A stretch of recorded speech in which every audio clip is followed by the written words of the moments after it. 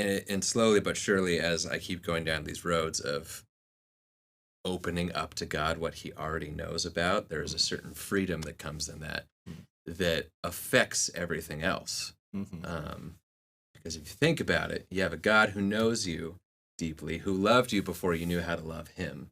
And he loved you knowing all the crap inside of you, all the shame, all the fear, all the guilt, everything. Right. And still chooses to hang out with you and be with you. So all of like this fear of rejection and loss and stuff, it's not a thing. Right.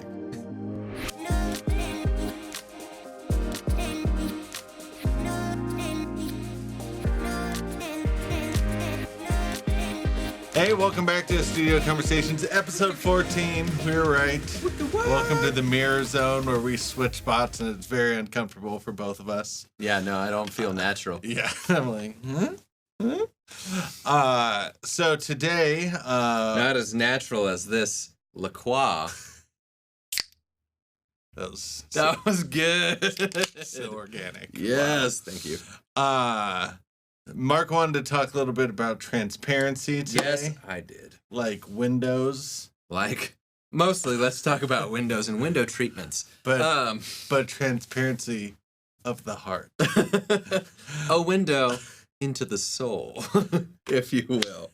Nailed it. Yes, I did. Yeah. Thank you, Bryce, for that lovely intro. Yeah. Today's episode is brought to you by La Croix. No, we're not being paid, but we are drinking it. And pamplemousse. Pamplemousse. Pumple? Pampla? Isn't it pampla mousse? I mean, they're trying to be French with that La Croix thing, so I'm going to go pamplemousse. Pampla. Wow. You gotta get a, yeah. Mm, Anyways, yeah. Transparency, like the liquid in a La Croix can. So this has been like a subject that's been rolling around in my head for, I mean, a long time, really, but especially over like the past couple months. I do counseling. I'm being transparent that I am a human being in need of wisdom being shared in my life and working through stuff. And just within that time, there are a lot of moments where you just kind of need to be vulnerable, and it's a safe space, which is fortunate. But thinking about transparency in a way that's not in a professional environment where like there's secrecy mandated as far as it's not life-threatening or anything. But like with friendships, with family members, and just there's a lot to unpack within this concept of how do you do it? Like how much is too much within this? But to start this conversation out, I want to know what your general thoughts on transparency are.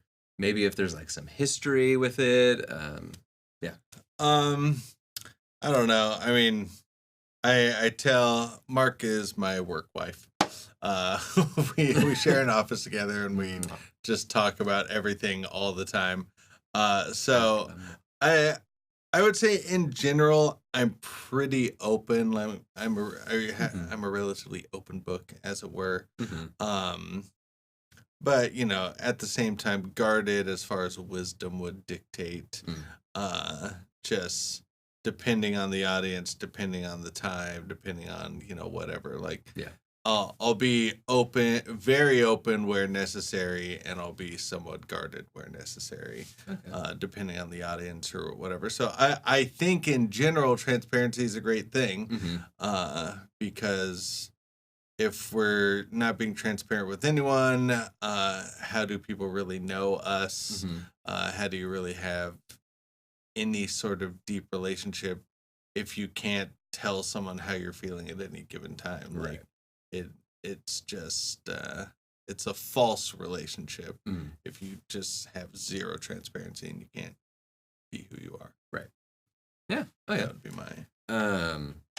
Is there any sort of like more practical way to explain transparency as well? Like, so divulging of self and feeling for sure is a part of it, but like I feel like it's a multifaceted sort of thing. There's a lot of ways to be kind of open with people about certain things. Right.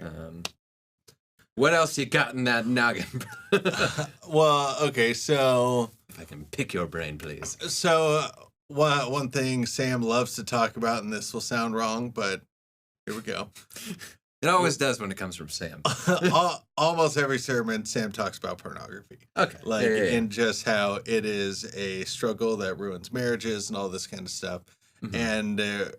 And kind of within Christian communities, there's the concept of accountability partners, or like in the, I mean, Alcoholics Anonymous, they have Mhm. accountability. Like all these different groups, it's the power of accountability, which only goes as far as how open and transparent you will be with another person. Right. And so when I think of kind of practical outworking of transparency, it would be finding someone, in this case, you and a Mhm. couple other guys, that if I ever find myself in a situation where I slip up, I can go to right Mhm. away, preferably beforehand, Right. and just be like, "Hey, man, this is how I'm feeling. Like, pray with me, tell me I'm an idiot, whatever," just to get that out there. Because a lot of times that lack of transparency is what leads us down that road, because we're kind of on our own and unaccountable Mhm. to whatever degree. And so stuff like Covenant Eyes and stuff like Ever Accountable and all those applications give kind of, as far as like the internet is concerned, kind of a transparency. Like, I don't have anything to hide. I'm going to share Yeah. this with anyone. And so, I mean, that's kind of one of the areas I think of. And then going into just marriage and stuff, it could just be how you're feeling in a given moment. Mhm. You know, someone says, or Bethany says, "How are you doing?" Do I choose to say, "Wow, actually, it's been a pretty rough day and I don't have a lot, like, I don't have a lot to give. I'm just like feeling lousy," or do I just, "Yeah, I'm fine," Mhm. because I don't want to have to explain why I'm not feeling fine, because Right. maybe I don't even know why I'm not feeling fine. Right. and, Yeah. and so Yeah. it becomes a whole thing. But if I do take it to that level, she'll be like, "Oh my gosh, I'm sorry," and like Yeah. you grow closer. And so Mhm. that's kind of the relational, how that kind of transparency will work out. I don't Mhm. know if that's No, yeah, I mean, yeah, it covers a lot. Like in the, I don't know, I'm thinking about it in like, we have history that we can be transparent with about where we come from and who we are prior to right now, but also in the given moment as well, of what we're experiencing, what we're feeling. And I don't know, I feel like within this subject, there's like these little pockets in us that we just don't share or don't want to share sometimes. And don't you bring up a great point of like, there's also things that we just don't know, and so we don't really know how to share, or we Sure. just don't really feel like sharing. right. Totally fine. But There's a time and a place. there's a time and a place for all of that. But nonetheless, just kind of coming at it, there's a lot of different pieces of our lives that we can be transparent with, and sometimes choose to be transparent with in a personal relationship. But anyways, we'll get into that. I want to step back a little bit, Okay. because I feel like from people that I've known, there's two camps to the approach of just being honest with people, being transparent with people, and open. One of them is my camp that I actually come from, which is weird because I sort of like pendulum swung the other way for a while, and I'm coming back to the middle. Think I said that last time. Um, but the people who cannonball into a situation of just like, it's me, Right. that there's that approach in this kind of stuff, and then there are those who come across this in a more guarded, like, let me dip my toe in, and I'm going to slowly kind of creep into this situation, of like opening up, and maybe you can see this now, maybe you can't see this now. I don't know. It's Right. dependent upon how they feel. Which camp do you feel like you come from? I would say probably in a perfect world, I'm the cannonball. Fat joke. Yeah, I would say in a perfect world, I'm kind of that, because I affirm you. thank you. I definitely like to just deal with issues head on. But years of being married, years of being in ministry, all these things have kind of taught me that that's not the best, because whether I'm a cannonball or not doesn't mean that someone receiving it can receive it at Right. cannonball's pace, I guess you could say. And so I've definitely had situations where I'm like, yeah, let's just like deal with this. And it's something I'd been thinking about for a while. So I throw it out there. And then all of a sudden, the response is like shell shock. And I'm like, maybe I should have stepped in this a little slower. And so, though I would say my preference would be there, I find myself more tiptoeing, which to me means it's still getting talked about. I'm not just leaving it and saying, well, I need to suck it up or whatever. Like, I'm still going to talk about something, but my tact will fit the situation and the person. Right. Right. So that's kind of where I'm at. Yeah, that makes sense. I feel like, so pendulum swing over to the other side of like just not divulge too much and just slowly kind of creep into that. And then going through, I feel like anytime you hit something in life that just like kicks your butt really hard, you sort of reach this point of like, I don't even know what to say, just hear it all as again. And so coming back into that and meeting in the middle between the two, like tact is the key word. And just knowing like, I could tell you some truth right now and it probably would do you a disservice at this point, just because either you're not in a space to be able to receive this, understand this, maybe, I mean, it's scary to take on other people and their truth, like, or like the things that they're going through or where they're at and dealing Their with. truth, Mark. Their truth. So relative. My bad. But you threw me off. Sorry. Well, I mean, I wanted to go into relativism right there. I think I know what you mean now. I mean, because we have a friend whose life was upturned recently, and this is a person that I would regard as a just like highly godly person who just pursues God and is humble and all this kind of stuff. And that is still the case, but I've seen a raw version of this person because of this grenade that was thrown into their lives recently, which is very refreshing. But it's definitely one of those, like, when all the pretense is gone, sometimes you're just left with like this raw transparency because you don't have anything to block it out. I guess. Which is probably there's no need. Which is probably an interesting approach for that person of like, how much do I say right now? Like, in any given moment, you're put into a situation where it's like, you recognize this is life. This is just kind of the reality, and I have no other means but to just take it head on and say what it is. Right. And so that can get uncomfortable for an audience. But at the same time, there's the other side where there's nothing really bad happened, just people not having any sort of filter and knowing how to do that. And so it's like, how do you engage with someone and say, you're sharing a bit too much, but it's good that you're being honest at the same time? Yeah, I don't know. There's more to this conversation. I'm sure we'll touch on that again. Yeah. I did want to ask, transparency and the role of Christians, especially growing up in the church, where there is a history of a culture where you have to look a certain way. You have to be some sort of way. You have to, especially like thinking about leadership or something like that, you know, where there's an expectation of who you have to be, of how you have to act, of all this kind of stuff. And there is some truth and reality to that responsibility of we are held accountable to a higher degree at that point. Yeah. But what is, I mean, where do you see that line? What is the importance with Christianity and how we approach the subject of just being honest with each other about our lives, about what you were talking about, like what Sam brings up a lot of struggling with pornography or struggling with like, what's the approach? What's the importance of that? What's the place? Well, I think we talked a little bit about that in the one on anxiety, and maybe even Nicole a little bit when she was talking about grief. Like, it's not there is this weird dichotomy in the church where it's like we should be people who live under grace and live in vulnerability and all of that, but maybe it's because of human nature or whatever, we tend to know that that's how we should be, but we live kind of legalistically or whatever. And so it's hard to be vulnerable and say like, yeah, I looked at pornography this weekend, or I'm suffering from depression or I have severe anxiety Mhm. or whatever. It to a degree, and I don't know that I've necessarily felt this way at Foothills, but that could just be because I'm an oversharer. uh, Same.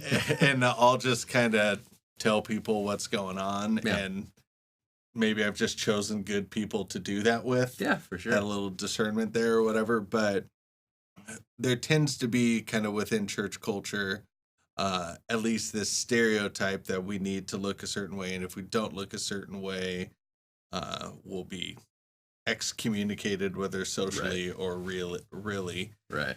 And I have not seen that in the leadership here. I mean, the leadership here, I feel like has a lot of grace and a lot of patience. And if you're like working through stuff, they're like, yeah, work through stuff. And Mhm. uh, they don't have a lot of pretense, Mhm. at least as far as my vision of them. And Yeah. I work with them, so I see them pretty regularly. Mhm. So I think it is difficult, but it's kind of one of those things. A lot of it's in our head. Mhm. Like we really just talked with people about it, people who are worthy of our trust and worthy of our friendship. We'd probably get some pretty good responses. We Sure. just often don't do that, and so we Mhm. don't. Yeah. I feel thinking about growing up in the church, one instance I can think of, typically um you think about your testimonies and it's like, well, it's being vulnerable about like all the crap that I went through and all that kind of stuff. I've also noticed the other side of it as well, of just being honest, like, I didn't really go through anything. Christian household, everything was fine, but there's still a degree of something in there that's just like, I don't know if I want to be, like, maybe I need to be something. Like, there's expectation Yeah. within this kind of stuff of who we think we're supposed to be. And it goes on both sides of, Yeah. I'm supposed to be more rugged and worn, or I'm Mhm. supposed to be clean and pretty or anything like that. And I feel like expectation gets in the way a lot of the time. And maybe that expectation is built out of fear and shame, um, such as fear of what people are going to think of me, shame of what I've done, what I haven't done Right. as well.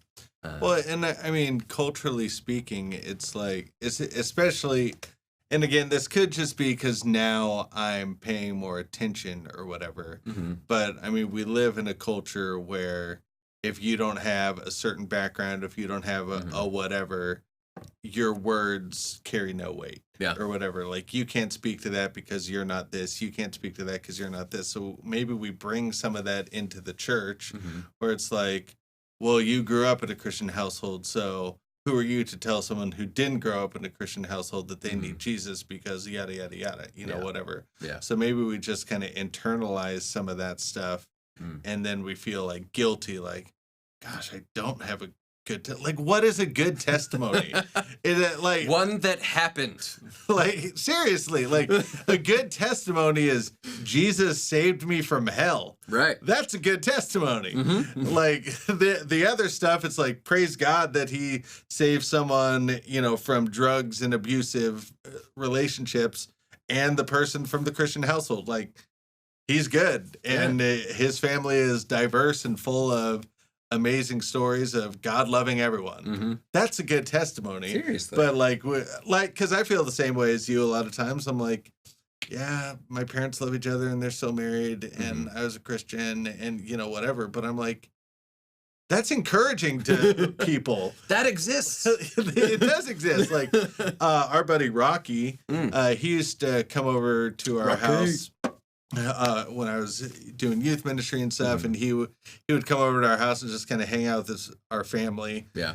Normal, just kind of middle class family, whatever. And he's like, wow, this is really cool. Like, it was like, he's like, oh, this is the thing that happens? Like, like families have dinner together at the table. Yeah. Like, that's weird.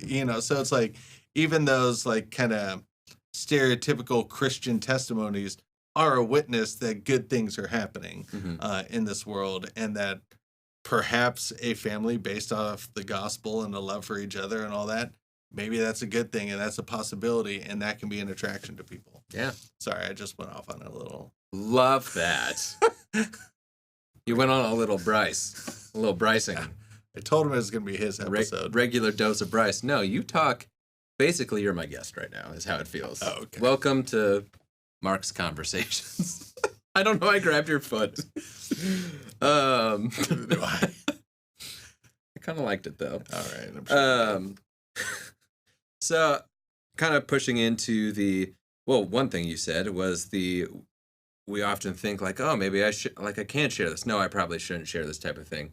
Brene Brown is a huge like influence for me in this, and I feel like most of the world at this point. Brené.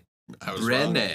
Okay. Like penne pasta. Literally But never heard of this person. Brené. Brene Brown.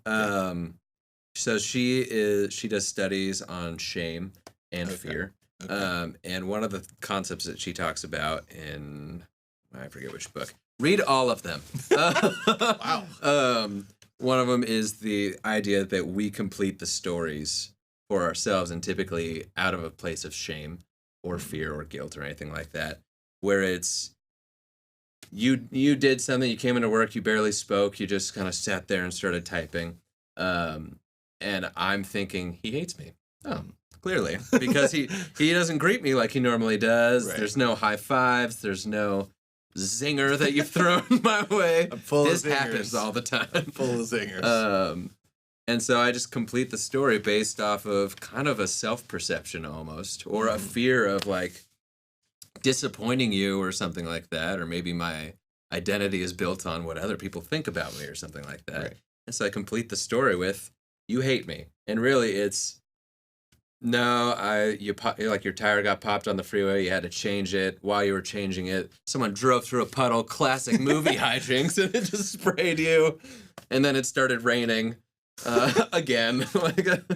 Or I just had gas. Or you just had gas, which you've looked pretty upset during those times as well. That makes sense. Everyone's been there. Yeah, and so the reality of what the situation is actually much less dramatic, but we love drama as human beings, and we have that tendency to finish off the story. Mm-hmm. So I love that you brought that up, and it again directly points back to this concept of fear and shame that is built within us, and we all got it. Mm-hmm. Mm-hmm.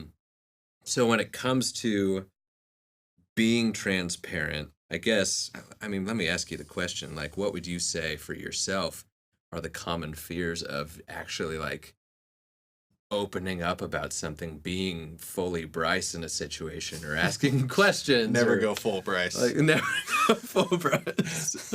I mean, rejection, 100%. But yeah, see, like, there are certain people that I can be rejected by, Mhm. and I could care less. okay, Like myself.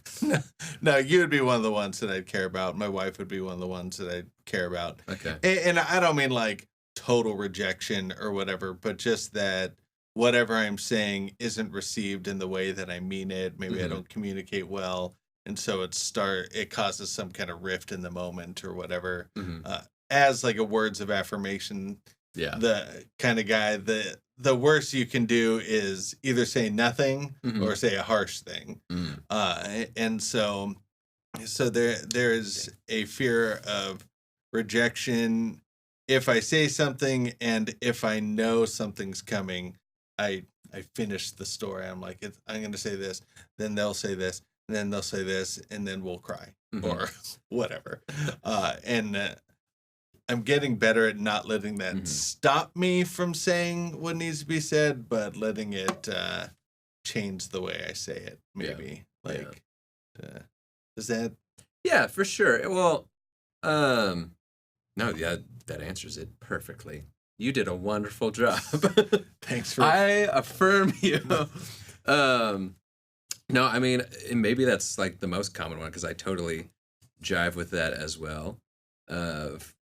Fear of rejection, fear of like maybe even fear of like this reveals something more about who I am. You know, Mhm. like they reject this and therefore I am something else than I thought I was. Right. Or I am not good enough, or you just lose relationship. Like I think that's been a huge fear in my life that plays a role in this concept of transparency is people are going to leave me.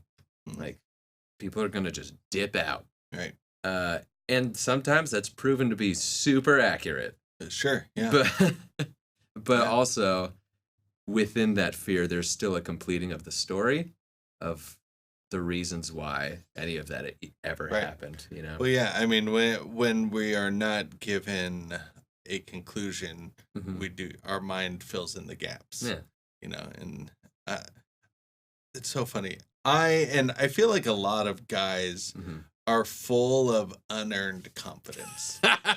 Like, I mean, I look at myself in the mirror and somehow I'm like, nice. But like, then I weigh myself and I'm like, I'm obese. That's a bummer. You're not obese. According to BMI, I'm Oh, obese. you're not obese. It's ridiculous, and we all know it. I know. But I'm just saying, you know, it's Because like, doesn't it say that I'm overweight? yeah, I think. And look at this. Gosh. For those listening, I stuck my belly out. I have a good pregnant belly. Yeah, that was impression. impressive. Thank you. I am impressive. Unearned confidence. Yeah, exactly. So, you know, I can be very confident, but in moments I can be very unsure of myself. Yeah. And it depends on who I'm talking to and kind of how much relational weight is kind of on the line. Like with Bethany, I see Bethany much more as my equal. I mean, we're going to be together till the day we die. And so it's like everything. Should be a long time from now, please. God willing. Please. Yeah, don't let me die. And so I can be very confident about something, but because I respect her so much, like I might really second guess myself because it's not just about like, well, it's my way or the highway or whatever. And so like I need to rein in some of that unearned confidence and speak with more humility and approach things differently than you know with another person where I can take a more authoritative role or whatever. I don't know what I'm saying. You're saying you're good looking, but you don't want to have too big of a head in that. And let it affect your relationships. That's fair. Way to bring it around. So in regards to the fear, the unearned confidence, I feel like fear plays a dual role in our lives, though, because it's easy to talk about it in the sense of like it keeps us from being able to be open, it keeps us from being able to be real and in our text. Squirrel. It keeps us from just being like raw and unedited with each other sometimes. But I mean, is there any benefit to that fear? Like, because fear really is just a knowledge of something is either important or something can hurt you at that point. So like in regards to transparency, is the fear kind of the dictator of when to speak and when not to speak as well? Like trying to find the filter and how it works. Is this something that could be put in there? Yeah, I mean, fear is, in one sense, a very good thing. Yeah. In the same way that, like, pain can be a good thing. Like, oh, I touched a stove that burned me. I learned a lesson, and so fear can be a good fear of that pain again. Right. Yeah. Fear can be a good indicator on, you know, whether something's good to say or not. But isn't. I wouldn't say it's like the best indicator because, like, for example, you know, I did youth ministry for years at my old church.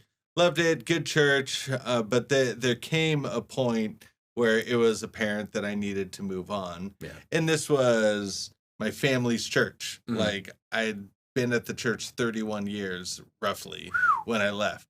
And so, you know, my family's gone there. I've grown up there. I know everyone there. My brother's wife is the pastor's daughter, you know, all that kind of stuff. Huge ties and a lot of reasons to not leave. Yeah. In that sense. And I was fearful of some of those discussions with family about this whole moving on thing.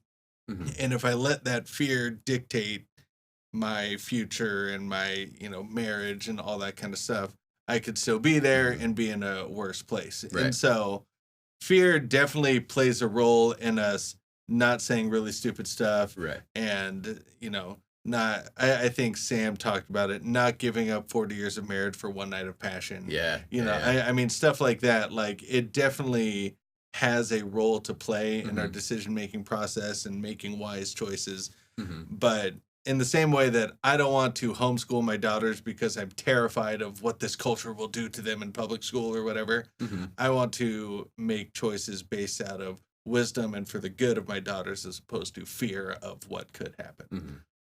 Now, I feel like fear is also like agreed. It can do that, such as the prompting of I touch a stove, it hurts. Don't want to do that again because it hurts, and it didn't enjoy it. Don't want to try it again. But I feel like there's sometimes a false positive with it as well. Like I learned, so I got hurt by someone because I said something and then they made fun of it, and so I learned never gonna do that again. Okay. But it's not actually like there was, just because there was a negative consequence doesn't actually mean that was a bad thing. There will always be a negative consequence. Because we're dealing with people.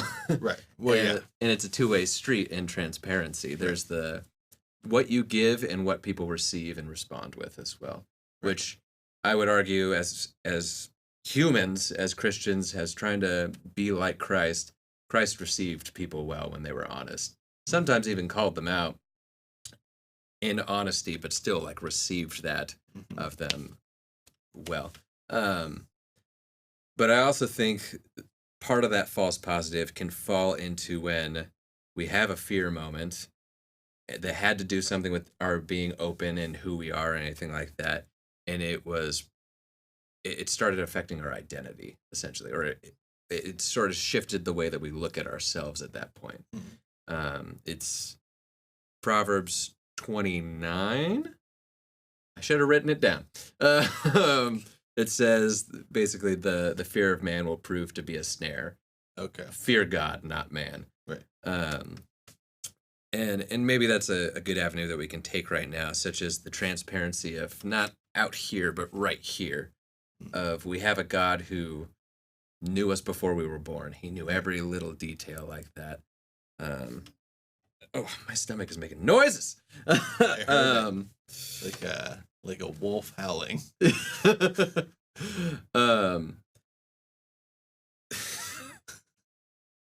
is what happens when I lead these. Like, there's just moments of like it breaks. The taking into account what this transparency is right here in that sort of relationship. He is a God who knows every single part of our identity. And thinking about like I can recognize a ton of points in my life where I've been afraid to come before God with something or be honest in myself about something that he sees every freaking detail. Like nothing is a surprise. And slowly but surely, as I keep going down these roads of opening up to God what he already knows about, there is a certain freedom that comes in that affects everything else. Because if you think about it, you have a God who knows you deeply, who loved you before you knew how to love him. And he loved you knowing all the crap inside of you, all the shame, all the fear, all the guilt, everything. Right. And still chooses to hang out with you and be with you. So all of like this fear of rejection and loss and stuff, that's not a thing. Right. Right. Yeah.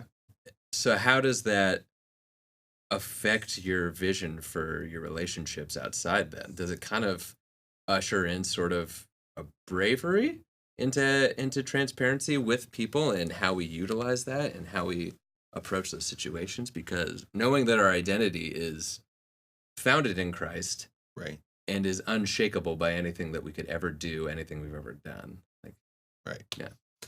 I don't know. I mean, I would say in best case scenario, it should, but I mean, in actuality, people are much more fickle than God. For sure.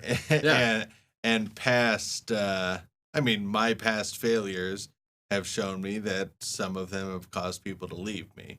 And so, again, I'm not going to assume that like those past failures of mine or of them are going to necessarily be repeated or whatever. I mean, because people grow and people change over time. And just because, you hurt me, for example, your brother's going to hurt me, Right. like people are individuals. And so like, I'm not going to hold something against someone that someone else did to me. But as far as the stuff with God has never been too much of a struggle. The more I grow up, the more I realize, and I tell my young adults this all the time, and I feel like I'm going to give them a complex that that we are garbage people, and it is just. And if you put us in a car, it's a garbage truck. Yeah. Boom. and it's just this. It's a way for me to recognize, as the Bible says, that our righteousness is like filthy rags.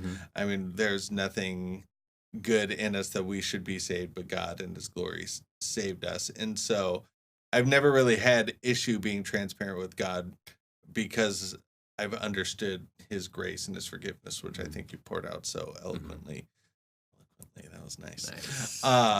But I do have that issue with certain people just because I've seen my attempts to go deeper be used against me or just not turn out the way that I expected or whatever. But taking it into cause and effect into account, like sometimes the cause that you have, yes, yields a result that isn't great or doesn't feel good, or and there may be a refinement process in there, but I feel like should it take away from how much we actually still put in to a point. Again, refinement, like figuring out, okay, maybe dial it back like 10 notches. 15. I mean, ultimately, I think the goal in relationships is to be known. Yeah. To know and be known.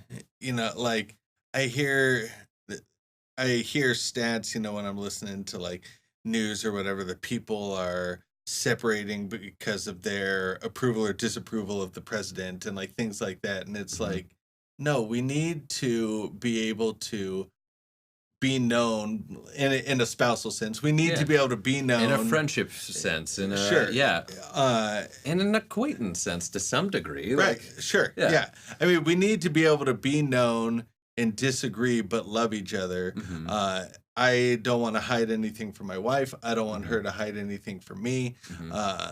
When she sees something she doesn't like in me, I want her to be able to tell that. Yeah. I want to receive that well. I probably won't because words of affirmation and when it's words of difficult affirmation, it's a little more you're a butt, but I love you. It holds some weight. But giving examples right, thanks. Things I've said to and so it should push us deeper because we are made to be in community as God is in triune community and all this kind of stuff. So it should push us to want to go deeper with people. Yeah. Does that? Yeah. No. Yeah. Okay. Well, going back to like the two camps approach, those who ease their way in and those who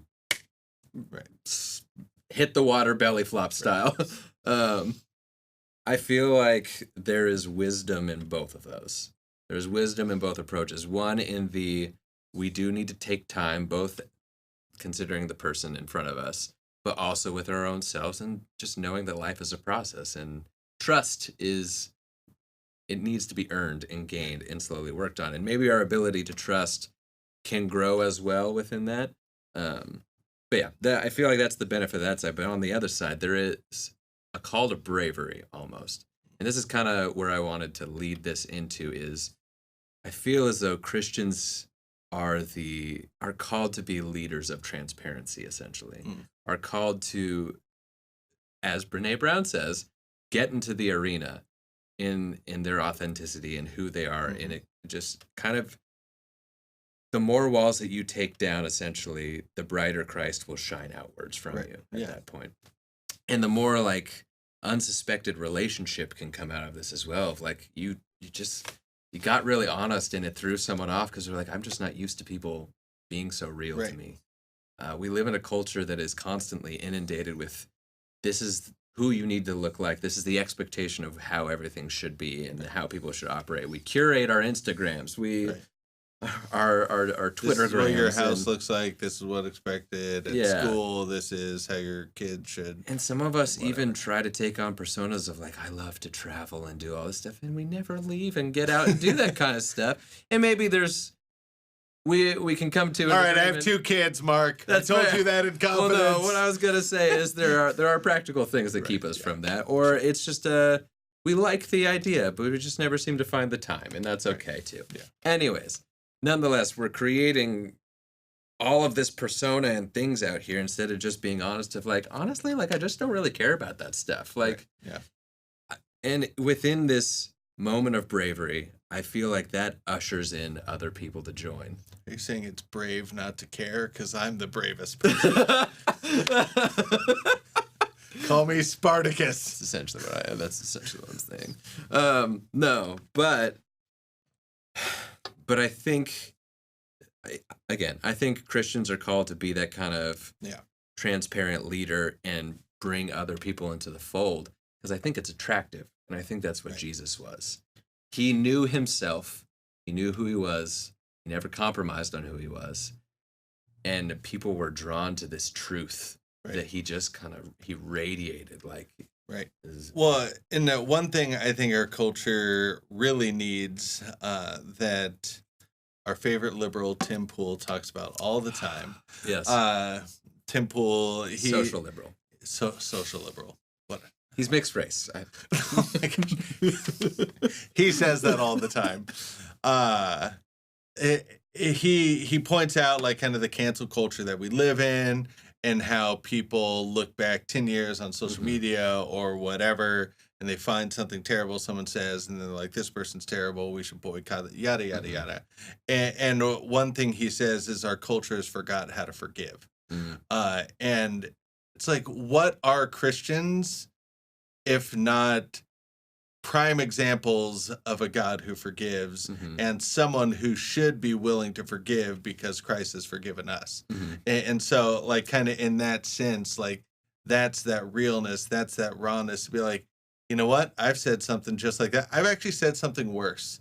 I've done something worse and I've been forgiven. And you can like, to the Greek, be a Greek, to the Roman, to the Jew, whatever. I mean, because Christians have literally no reason to be like cocky. I mean, because the whole thing is a recognition of our. It's Paul realizing I am the worst. Like, right. I'm the best, but because of that, I'm the worst. Yeah, exactly. And so, like, there's nothing for us to hang our hat on that should make us better than anyone else. We should be the first to be like, yeah, I get it. I stink. Like I'm a garbage person. Yeah.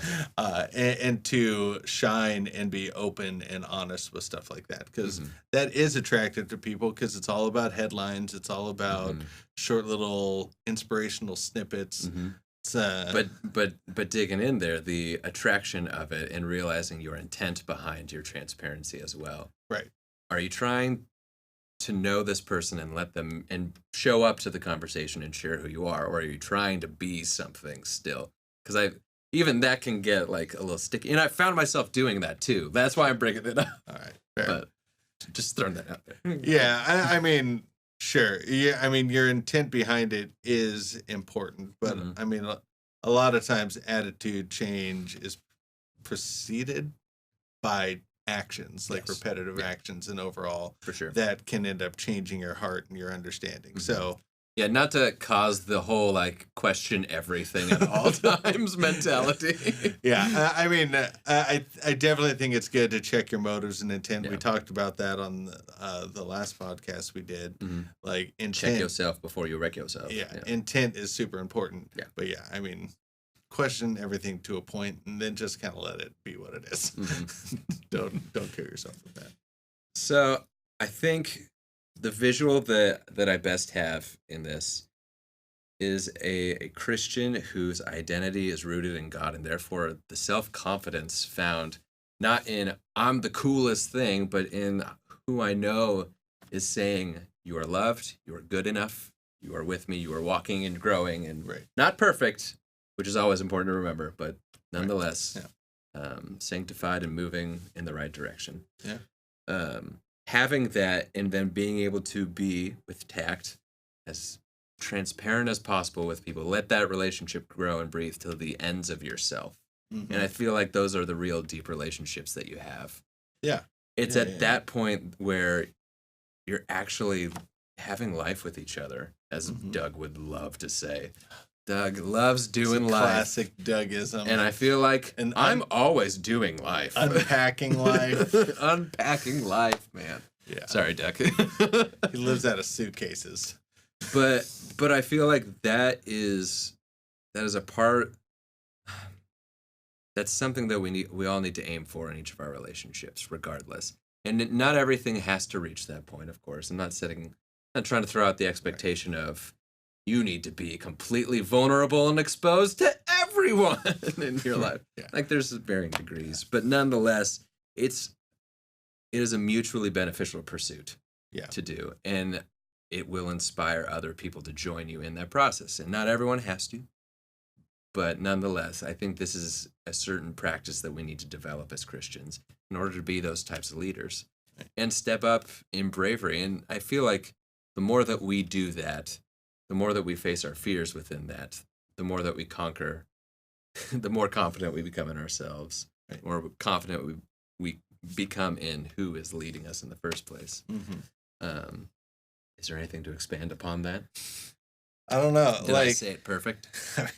You nailed it. Yeah. Yeah. I mean, ultimately, I just think transparency is super important. Mm-hmm. Wisdom and tact, tact. But yeah, I mean, I don't want to have close relationships with people that I can't just be honest with my struggles, honest with just who I am and unapologetically who I am or whatever. Like I want to be known. I think we all want to be known. And you're not going to be if you hide. Right. And so make your heart a window. Yep. Brought it around. There you go. Make your heart a window. Yeah. Yeah. So, I mean, with that, if you feel like, and I've surprisingly talked to a lot of people who don't have it, which is interesting to me. Don't have those relationships in their lives. Well, they're hard. They are hard. They're hard to cultivate. And that's the point. And it's, again, reciprocal. It goes both ways of being able to disclose who you are and being able to receive someone for who they are, regardless of if you agree with them. Like that is a very tough thing to do. Yeah. But nonetheless is the iron sharpening iron.